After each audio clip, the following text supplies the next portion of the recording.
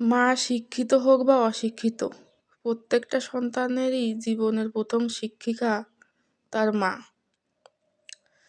আমার মা আমাকে বলছিল যে জীবনে সেই সব মানুষকে এড়িয়ে চলবা যারা তোমাকে মানসিক অশান্তি দেয়।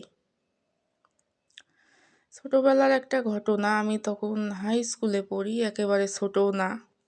আমার মায়ের সাথে একদিন মার্কেটে গেছি, একটা কাপড়ের দোকানে। তো মা যে বলছে বাচ্চার কাপড় দেখান। তো দোকানদার ছিল আমার এক বান্ধবীর বয়ফ্রেন্ড। দোকানদার বাচ্চা খুঁজছে, বাচ্চাকে মা তখন আমাকে দেখাই দিল। বিষয়টা আমি তখন খুব লজ্জা পাইছিলাম। তো উনি আমাকে আগে থেকে চেনে আর আমাকে বাচ্চা বলল। মার কাছে সন্তান আসলে কখনোই বড় হয় না।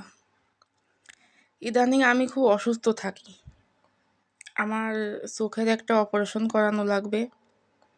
তার জন্য আমার অনেক সমস্যা হচ্ছে, আমার সবসময় মাথা ব্যথা করে, মাইগ্রেনের সমস্যা। তো অনেক সময় কথা বলতে গেলে ভিডিওর ভিতরে দেখা যাচ্ছে কথাটা কেমন যেন হয়ে যায়, কণ্ঠটা অন্যরকম হয়ে যায় অসুস্থ থাকার কারণে। 2 দিন আগে এক বয়স্ক ভদ্রলোক আমার একটা ভিডিও কমেন্ট করেছে, তোমাদের কি ন্যাকামি করার জায়গা শুধু ফেসবুক?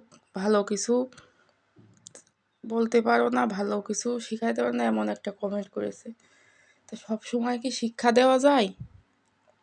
সবসময় কি কিছু শিক্ষণীয় ভিডিও বানানো যায়? আসলে ফেসবুকে আসে মানুষ সময় কাটানোর জন্য, সব সময় যে শিখতে হবে এমনটাও না।